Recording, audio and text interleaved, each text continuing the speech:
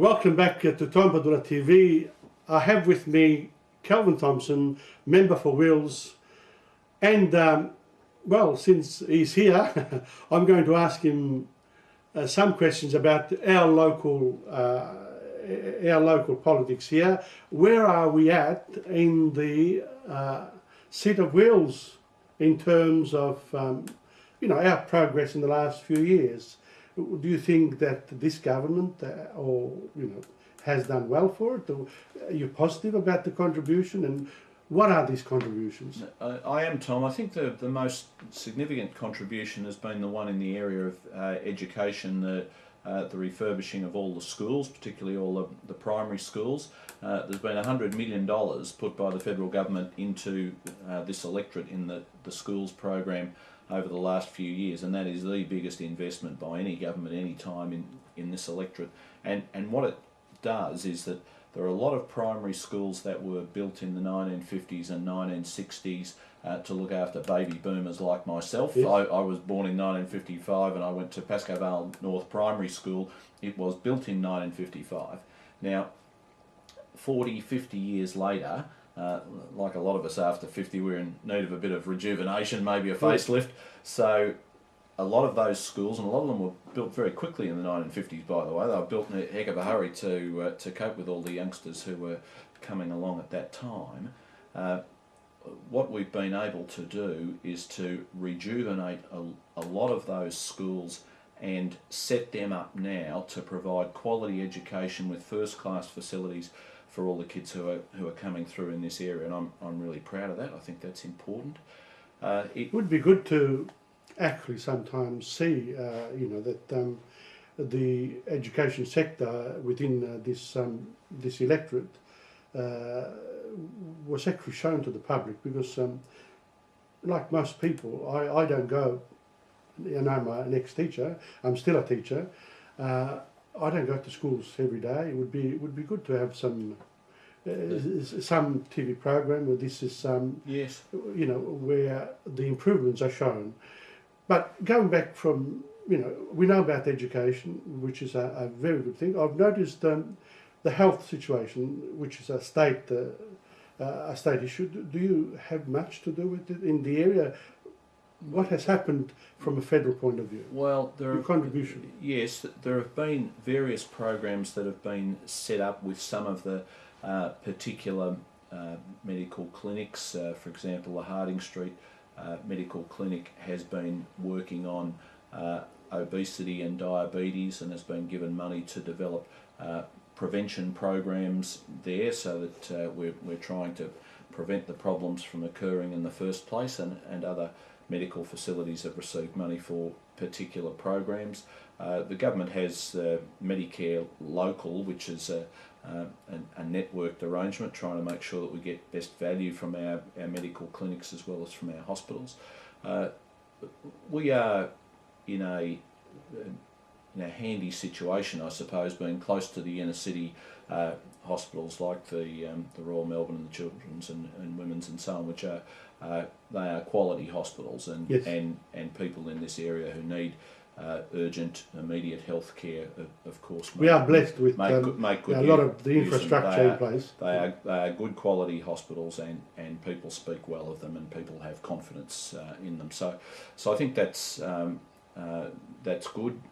In the dental area, mental health area, the government has been working on a number of those areas to try and improve people's access to quality care. Obviously, with disability, we're proposing the disability insurance scheme, where we think that people with disability should be able to participate and contribute to the society without having to prove that somebody else is at fault and engage in a successful suit for negligence. So we want to improve things there. Aged care is another priority. On that point, I'm a great believer that in today's world, people who can't get work should work for themselves, in the sense that they could work for 3, 4, 5 people, and sometimes, of course, in those situations, they wouldn't be able to raise enough money, or they might be able to actually run a bit of a business for themselves. Is there a chance to sort of, help people out by monitoring the work that they do, and if they're not successful, then you sort of give them a hand. When they're successful, they can pull out, but it becomes more on a friendly level. It's sort of that level of cooperation between the ordinary citizen and the highest leaders in the land. Yes. And institutions. Yeah, there's an interesting facility in Brunswick called the Brunswick Business Incubator, just down the road from us here. And of course, the purpose of that is to enable small businesses that are a little bit too big to be run from the home, the family home and home office, but not big enough to take on the commercial premises out in Sydney Road or Lygon Street. And we hope that one day they can. Indeed, exactly right. To set up in a place where they have the sort of monthly rent, so they don't enter into huge long-term contracts, which could prove difficult. They also have access to shared secretarial support and assistance, and also access to the areas of government assistance programs, advice and so on. And as you say, some of them are successful and move out. When I visited there recently, I spoke to people who were moving out here to Sydney Road. And other people are moving in the wedding planning business, which has become a bit of a feature of Sydney Road, Brunswick. So that's the kind of we thing. are the centre of the wedding bridal industry, bridal capital of the world, Brunswick. From Victoria Street to right up to Blythe Street and beyond to the Brunswick Market. If you want to get the roads, if you want to get married, Tom, here is the place to come. And on a Saturday, they can come right in front of the shop here and have a nice coffee. That's exactly right. But so yes, we do try and provide assistance to business to get established and create settings where it's possible for people to start. What I was trying to say is that we need some sort of mechanism by which people feel quite comfortable to say work for 3 or 4 or 5 people and provide them with invoices, etc. Because obviously the volatility of the market is so great today that you can't guarantee wages at precise wages. I know this is not a union, mentality, but I think to protect small business in a way, you need to be flexible and can labour we're trying to reinvent ourselves. That's what we're trying to do today. So in this reinvention process, how do we create more jobs? How do we say to people, listen, why don't you take more responsibility for your own work? And we're going to make it easier for you to find jobs. You nominate what you want to do, and maybe places like Centrelink could say, well, there are these places here that you can approach. Yes. You don't have to monitor us because you'll run your own small business, and tell us how much you earn, how much you spend, and do you need any more, do you need any less? We don't need... So what I'm suggesting is a fluid type of employment environment in which young people who lose their jobs can come back and actually do as much as they can for themselves to make a good living, to pay their own way through, without feeling guilty about the fact that you haven't got work, Centrelink, whatever, that sort of thing there. Yeah. But the main thing is to have people really feel that they can be in charge of their life and that they can make a living. Yes. That's important to me. But I'm interested in what governments can do. And you mentioned something. We have through Centrelink case management arrangements where you can talk to people about what your own capacities or aspirations are, and they try and match those with work or to give you appropriate advice about the courses that you might do or the skills you might acquire. Because I think one of the areas where government can help, does help, needs to help is in the area of skills and training, building up skills level. But part of that is providing advice and saying, well, if you're interested in this particular area, this is the place you ought to go. I find very difficult myself I've gone into the iPhone and iPad. In other words, I find it extremely challenging, the fact that all this technology drives me crazy, absolutely, but it's essentially modern life. There are people in the know There are, they could be helping other people. In other words, the technology, it's like, you used to walk once and then you go on a horse. So you've been given a horse when you're a walker, so you can go further, but if you've got to train the horse, if you know what I mean. It's, yes. I like this analogy. It's a very Italian thing, by the way. And in Australia, whenever you do this sort of colourful analogy, people sort of pick on you. But I'm doing this on purpose. How can we put those walkers onto the horse? Yes. In other words, we really need to help them out. So some of the courses at the neighbourhood houses are good and useful in this regard, Tom. One of the things about technology is that it's constantly changing. So exactly. people can learn things and then find that that knowledge is out of date, within 12 months or 2 years. And so there's this constant pressure to update your knowledge and skills just to keep track with the technological developments. But neighbourhood houses are one of the places that offer very low-cost courses or access to information that helps people to build their skills or refresh their skills. But I thought that what you mentioned about the business incubator plus the neighbourhood houses, that's a sort of thing that can help grow our need to create work. Yes. We need to do that, and of course we also need to be able to export what we produce, or export our skills. So we've talked enough about the jobs, but you do need to get people from one place to another. Yes.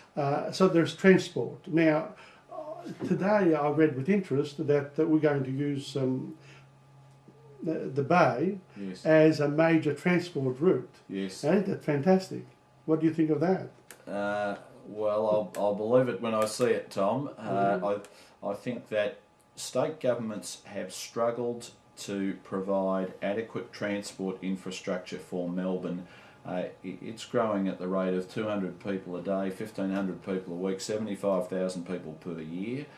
We have 2 million cars in Melbourne already, and it's predicted that we'll have an extra 1.1 million cars by 2036 at our present rate of population growth. So if you imagine another million cars in Melbourne and think about what that does for our transport. So Wait a minute, but we are doing our growth corridors where we're putting fast transport. So yeah. I'm not as as negative about it as I think that a million cars is going to make travel around Melbourne extremely problematic.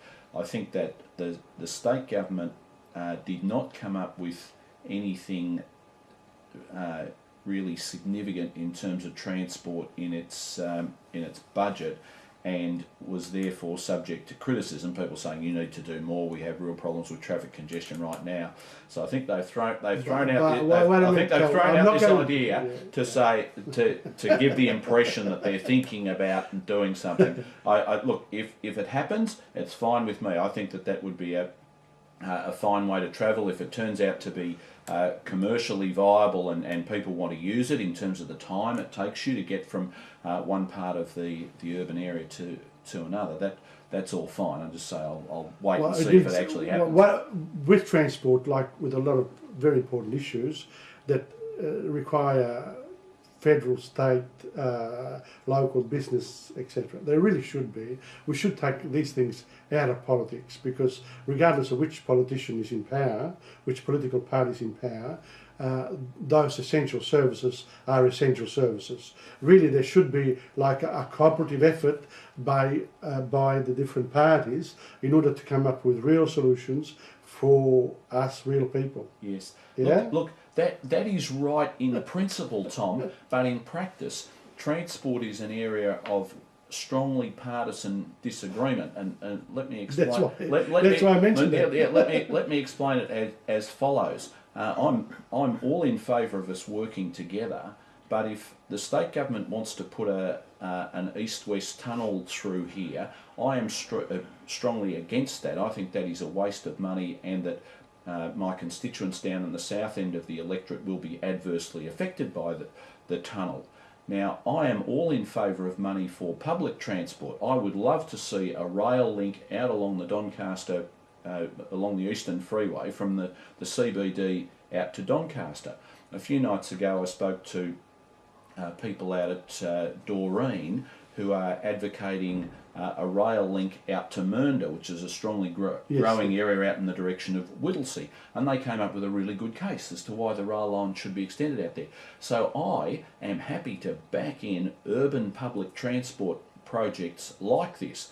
However, the other side of politics, especially at the national level, but even at Victorian level, they are a coalition, Liberal and National Party. They tend to have National Party transport ministers, and the National Party transport ministers never support public transport in the big cities. They always say, we want to do roads in country areas. So this becomes an area of major battle, of major conflict. Well, and it's a shame, but it does. You could have some of the, well, since the country areas do need growth as well, and some of the money from the mines would serve those country area links. You know, in other words, the national interest having. And we've said we'll do that with the mining tax. That's why I said you need almost need bipartisanship in all these political decisions, because these are things that affect the whole country and individual cities and individual areas within cities. So, well, to get big transport. I suppose if we keep on changing governments every 8 years, yes. You're going to change one way. And this is true. If we had agreement about big transport projects, that would be a good thing, because those transport projects would happen, and of course they happen much better if they can survive a change of government, if both sides of politics are committed to them. I just pointed out to you before that there is a serious difference of emphasis where some of us, I'm a Labor person from Melbourne. I support I support public transport for Melbourne. I think that's really important. On the other side of politics, you'll get the National Party MPs, and they say, "Well, no, we won't support that. We want to put a road." But I love the difference, because I think, you know, when you're in politics, like in life, you have to choose a party, whether you actually represent it. You are, as an individual, represent a particular parties in a different matter, but the fact that you have to choose to be in a team in order to achieve things, and that's where I love Australian politics in a way. It's very robust, as a lot of people say, but at the end of the day you can also have a beer together. Well, you can't drink beer anymore anyway. But on this note, I know you're very busy today. Thank you very much, Kelvin. Good to talk to you, Tom. Nice to talk to you, and we'll use this as well, okay? Thank you very much. You've been watching TomPadulaTV, and that's it for today. We'll pick up some more next time.